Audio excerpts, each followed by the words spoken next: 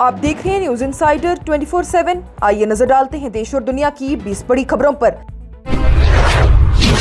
America के नायब सदर जेडी वांस की जानिब से ईरान के साथ स्विट्जरलैंड में हुई बातचीत को मजबूत करार देते हुए कहा गया कि अमन मुआहदे के लिए एक मजबूत बुनियाद रखी गई है। ईरान और अमेरिका के दरमियान लंबी गुफ्तगू के बाद कुछ अहम मामलों पर इत्तेफाक हुआ, जबकि दोनों मुल्क मुस्तकिल मुआहदे की तरफ पेशरफ्त करने की कोशिश कर रहे। अमेरिका ने ईरान के तेल और पेट्रोकेमिकल प्रोडक्ट्स की पैदावार और फरोख्त के लिए आर्जी इजाजत दे दी। यूएस ट्रेजरी डिपार्टमेंट के मुताबिक ये फैसला ईरान के साथ जारी अमन मुज़ाकरात के तहत किया गया। ये 60 दिन की आर्जी सहूलियात है, जबकि दोनों मुल्क फिलहाल फाइनल मुआहदे तक पहुंचने की कोशिश कर रही हैं। अमेरिका के नायब सदर जेडी वांस की जानिब से आज कहा गया कि अगर मुस्तकबिल में ईरान के जामशुदा असासे रिहा किए गए तो उनका इस्तेमाल अवाम की भलाई के लिए किया जाएगा। उनके मुताबिक ये रकम अमेरिकन गंदम, मकई और दूसरी ज़राती आशिया खरीदने पर खर्च की जा सकती है, ताकि ईरानी अवाम को फ़ायदा पहुँचे और पैसा किसी मुसल्लह ग्रुप तक ना पहुँचे। उत्तराखंड के नागरासू इलाके में एक गुरुद्वारे को लेकर निहंगों और इंतजामिया के दरमियान तीसरे दिन भी टकराव बरकरार। तलवारों और भालों से लैस निहंग गुरुद्वारे की छत पर मौजूद अपने गिरफ्तार साथियों की रिहाई का मुतालबा कर रहे। सूरत हाल को देखते हुए पुलिस, ITBP और आर्मी तैनात, जबकि मामले को बातचीत के जरिए हल करने की कोशिश जारी। पंजाब के लुधियाना में शिवसेना पंजाब के सरबराह राजीव टंडन के काफिले की पायलट गाड़ी को कुछ निहंग सिंगों ने रोक लिया, जिसके बाद कुछ देर के लिए तनाव का माहौल पैदा हो गया। यह वाकया फ्रेंड्स रेजेंसी के करीब उस वक्त पेश आया जब सिख जत्थेबंदियां सोशल मीडिया इन्फ्लुएंसर चेतन के खिलाफ एहतजाज कर रही थी। वहीं मौके पर नारेबाजी भी हुई, जबकि पुलिस ने सूरत हाल को काबू में कर लिया। लखनऊ के अलीगंज इलाके में एक 3 मंजिला कमर्शियल बिल्डिंग में आग लग गई और भयानक आग लगने में कम से कम 13 तलबा की मौत हो गई है। आग लगने के बाद कई अफराद इमारत में फंस गए, जबकि रेस्क्यू ऑपरेशन के लिए 14 फायर टेंडर तैनात किए गए। वाक़े पर वज़ीर-ए-आज़म नरेंद्र मोदी और उत्तर प्रदेश के वज़ीर आला आदित्यनाथ ने अफसोस का इजहार किया। महाराष्ट्र की सियासत में शिवसेना उद्धव बालासाहेब ठाकरे गुट को बड़ा झटका लगा। पार्टी के 6 रेबल लोकसभा MPs ने मुंबई में नायब वजीर आला एकनाथ शिंदे की क़ियादत में शिवसेना में रस्मी तौर पर शामिल हो गए। वहीं एकनाथ शिंदे ने इसे ऑपरेशन टाइगर की कामयाबी करार देते हुए कहा कि ये शिवसेना की तौसे का दूसरा मरहला। मगरबी बंगाल में तृणमूल कांग्रेस का सियासी तनाज़ा और गहरा हो गया। रीटा बराटा बैनर्जी के धाड़े ने अभिषेक बैनर्जी को पार्टी से मुअत्तल करते हुए ममता बनर्जी को भी चेयरपर्सन के ओहदे से हटा दिया। रेबल कैंप ने नई पार्टी कमेटी का ऐलान किया और दावा किया है कि TMC अब 3 अलग धाड़ों में तकसीम हो गई। उत्तराखंड के नागरासू गुरुद्वारे में निहंगों और इंतजामिया के दरमियान जारी तनाव 40 घंटे से ज्यादा वक्त गुजरने के बाद भी बरकरार। 6 निहंग गुरुद्वारे की छत पर मौजूद, जबकि पुलिस और ITBP उन्हें अमन के साथ नीचे लाने के लिए बातचीत कर रही है। इंतजामिया का कहना है कि सूरत हाल पुरअमन है और अफवाह फैलाने वालों के खिलाफ कार्रवाई की जाएगी।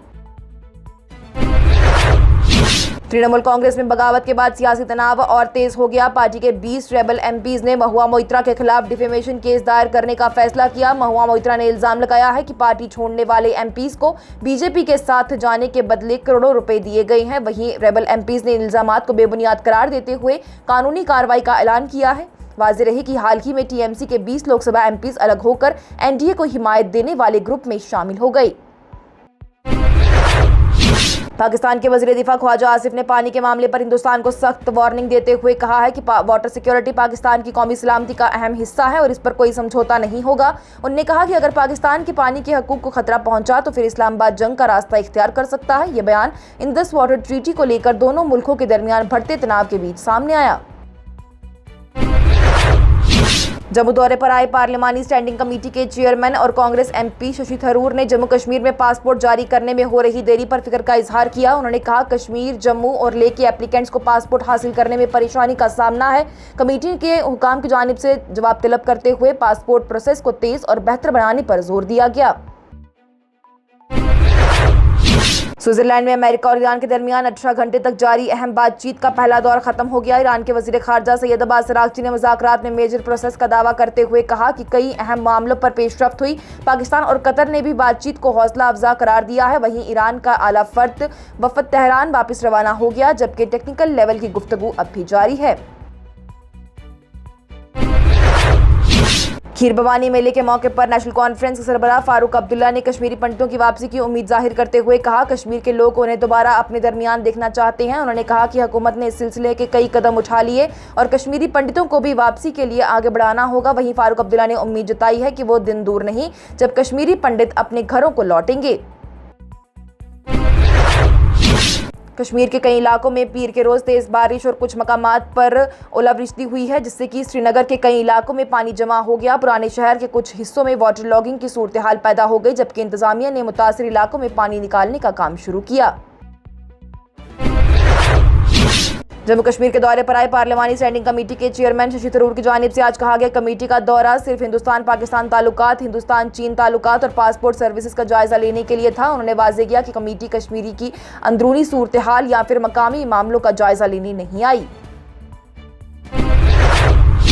पीपल्स डेमोक्रेटिक पार्टी के रहनुमा और पुलवामा के एमएलए वहीदुर रहमान पर्रा की जानिब से जम्मू कश्मीर में गवर्नेंस पर सवाल खड़े करते हुए कहा गया कि ज़राअती सीजन के दौरान ही इरिगेशन और पीएच डिपार्टमेंट फंड्स की कमी से जूझ रहे हैं। उन्होंने इल्जाम लगाया है कि जून खत्म होने को है और लेकिन सड़कों की मैग्नेमाइजेशन का काम शुरू नहीं हुआ और तरक्याती प्रोजेक्ट सिर्फ कागजों तक महदूद होकर रह गए। खीर भवानी मेले के मौके पर पीडीपी सरबराह महबूबा मुफ्ती की जानिब से तुलमुला में मंदिर का दौरा किया गया और कश्मीरी पंडितों का खैर मकदम किया गया। उनकी जानिब से कहा गया, कश्मीरी पंडितों को माजी की तल्ख यादों को भुलाकर मुस्तकबिल की तरफ देखना चाहिए। महबूबा मुफ्ती की जानिब से कश्मीर में भाईचारे, अमन और कश्मीरी पंडितों के साथ मजबूत राब्ते पर जोर दिया गया।